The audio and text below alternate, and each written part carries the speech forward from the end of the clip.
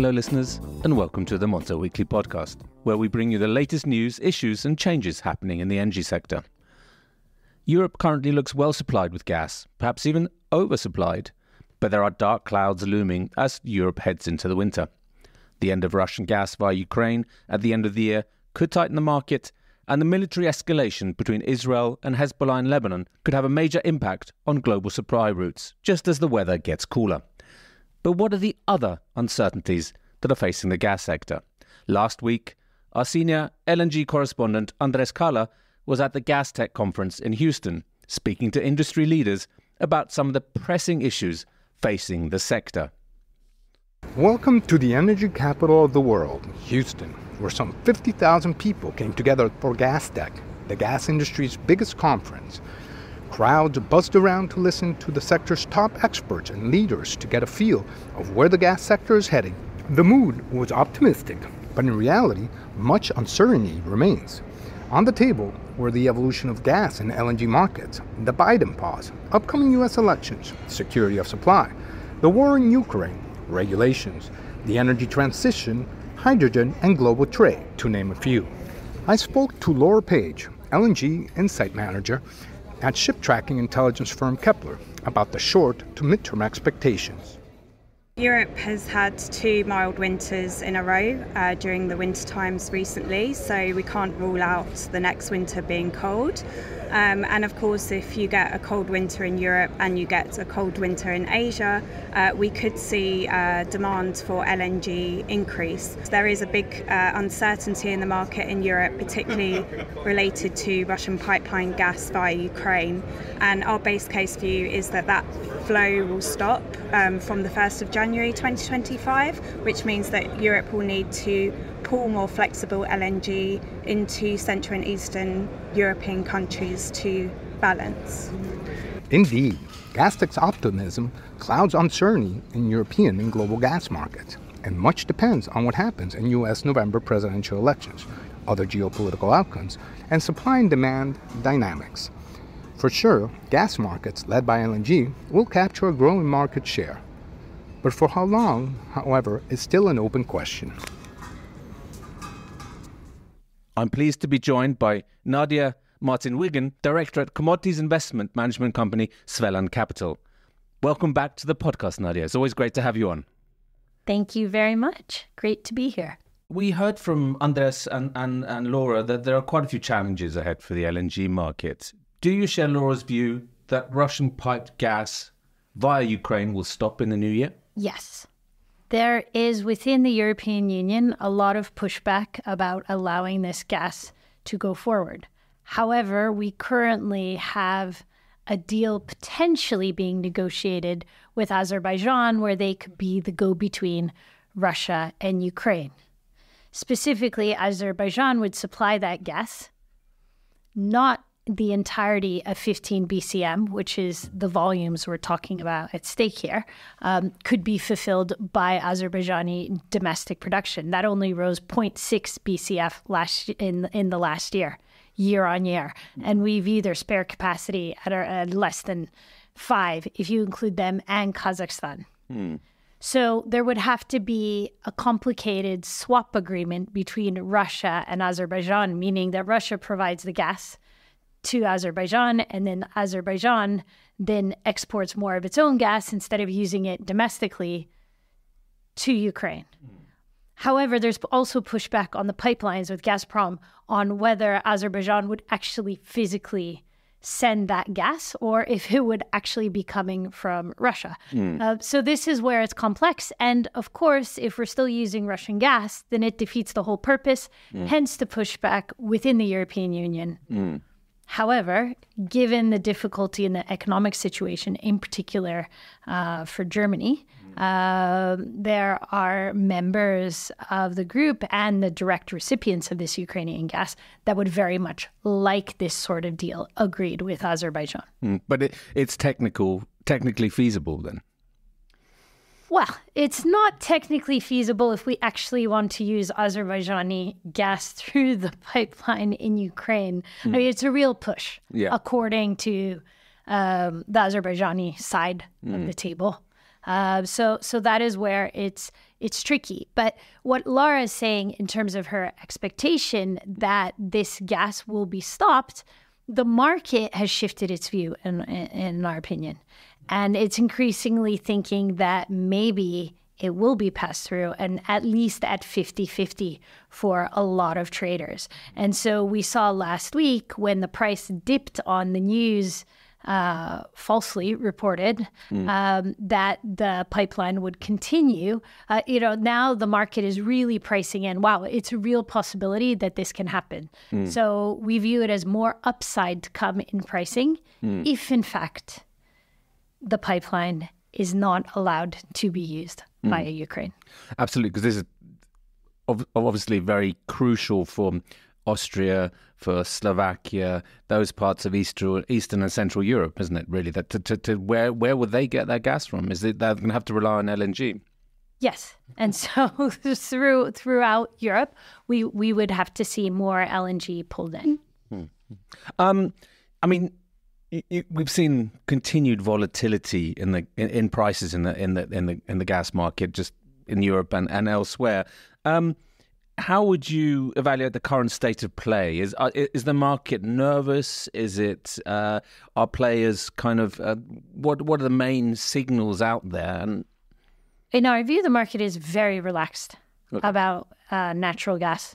We're at 94% storage full now, and we're still in September before we go into October. So it's very high. But of course, even at 100%, that's only 25% of demand. To connect back to what we were just discussing with Ukraine, I think the majority of the trading community believes that if this pipe gas were not to flow through Ukraine, we will see demand destruction of at least 5 to 10 BCM this year.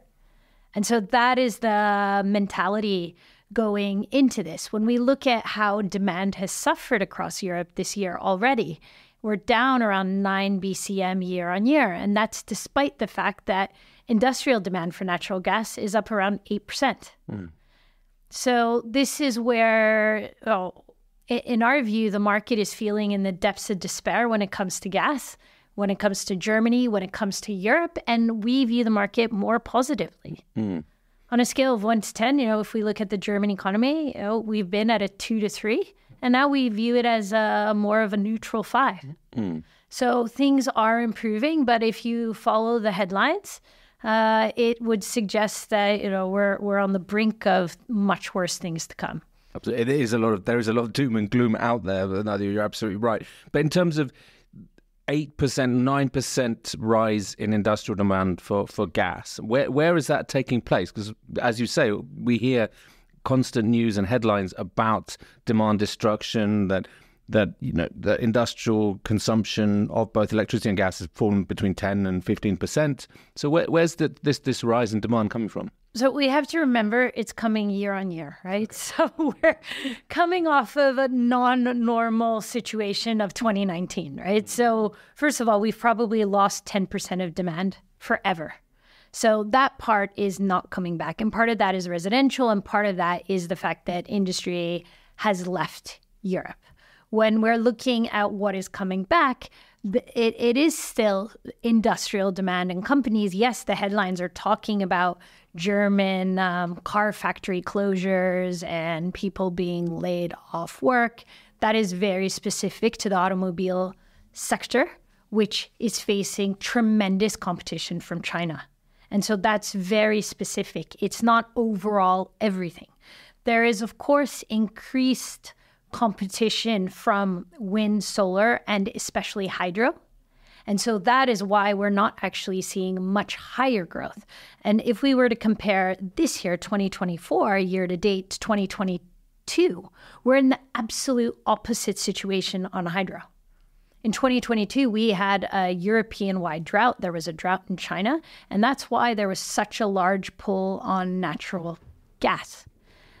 This year, we're at extremely high hydro levels, and hydro matters more than solar and wind because you can actually store the power in hydro. So we can have that stored for a longer period of time, and that is the big flip that has happened in China and in Europe. So if we didn't have that, we would be in a much, much tighter situation and a much higher price range, because in terms of the balance of the LNG market, we're at sub 40 euros per megawatt hour. We would consider 30 to 40 very neutral and almost everyone can buy. We saw Pakistan flip this summer in terms of purchases, but we saw steep purchases coming from also non-OECD Asia, Thailand, Vietnam, Egypt putting out 2 tenders this year to buy LNG. So we're in a healthy price point that many analysts in the market thought that above 35 euros per megawatt hour or even 30, that the demand wouldn't really be there. But we have been proven that that's actually wrong. Now, if we go way north of that, that's when it would have to be dependent on a shock that would push us there.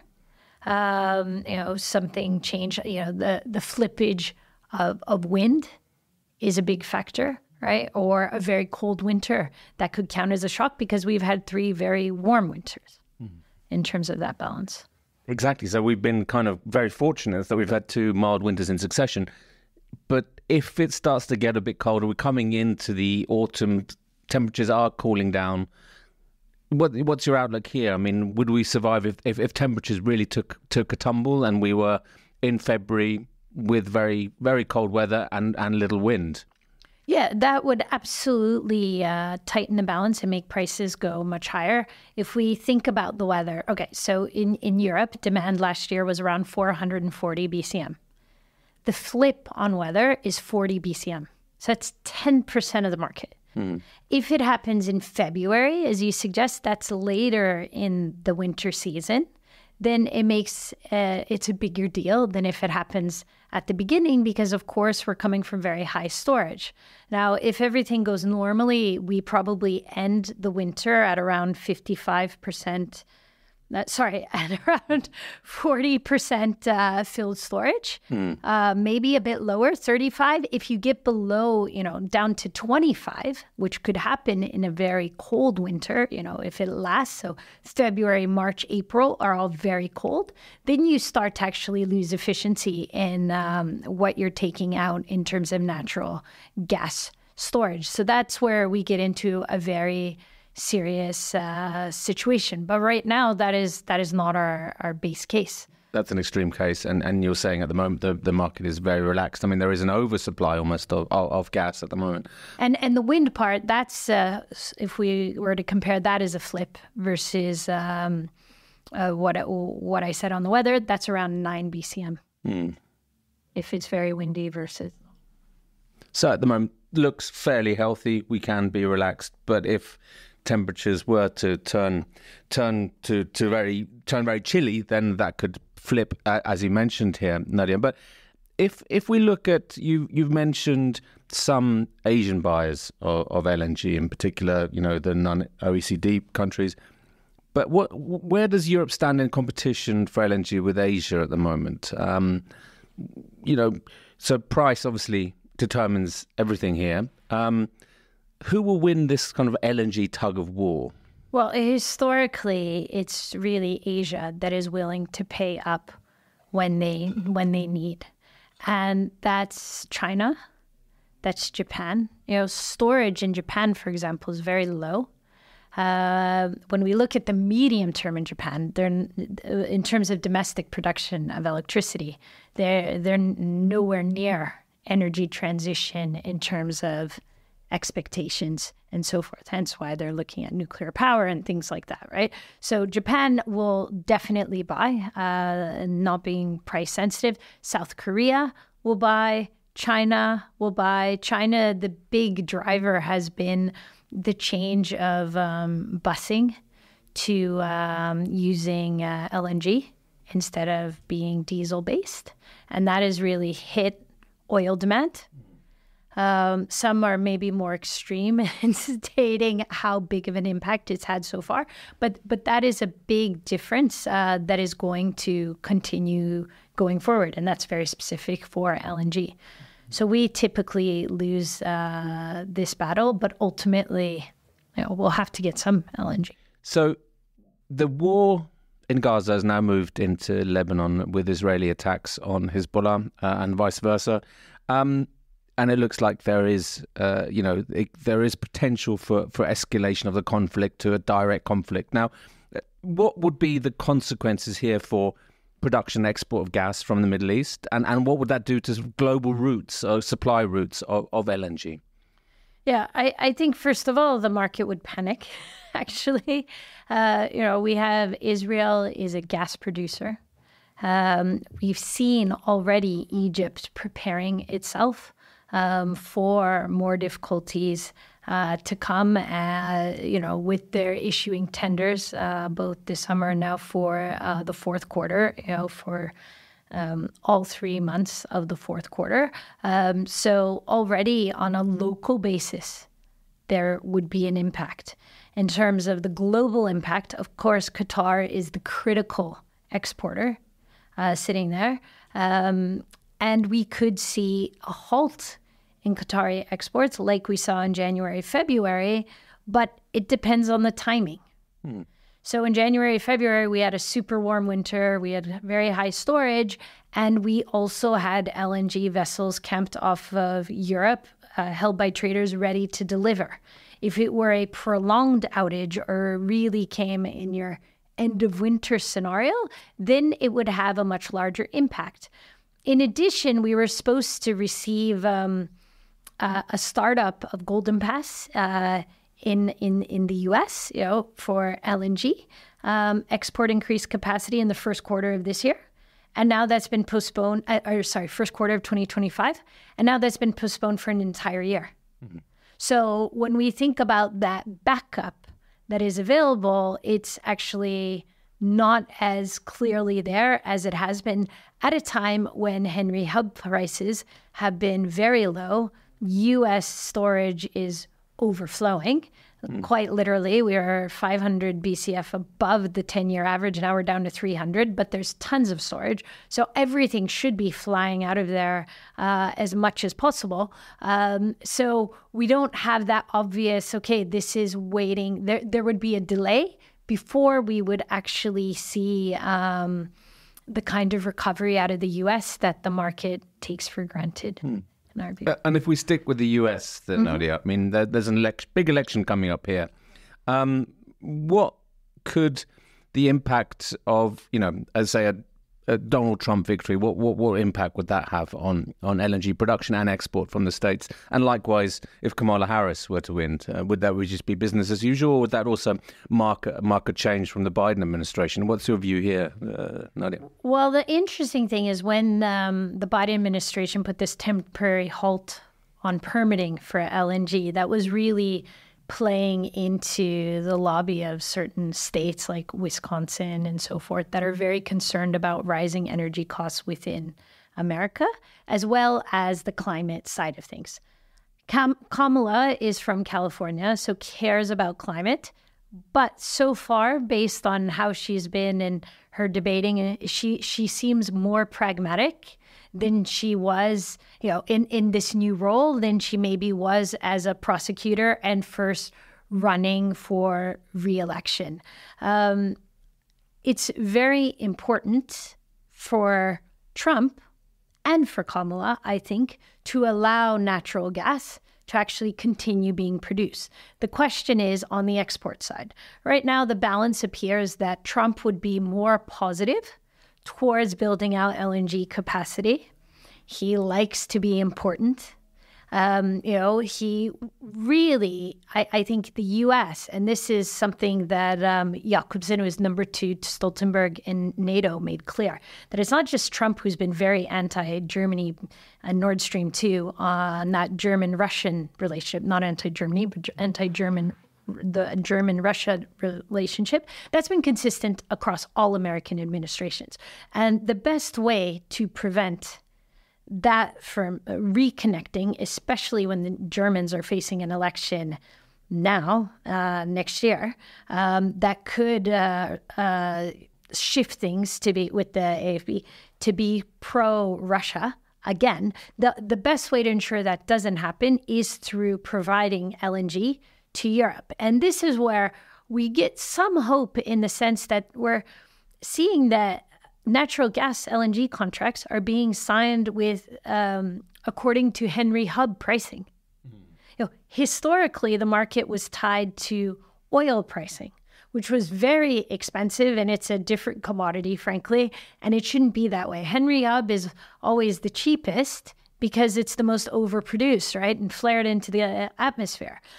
So that is quite advantageous for importers such as Europe, and these are 10 to 15-year contracts. So I think that Trump would really want this to continue unless the U.S. gets into a desperate situation that economically, that there's always a chance with him because he's a little bit less stable for the markets, that he could just say, well, we're not going to allow exports for a period of time and create actually more volatility.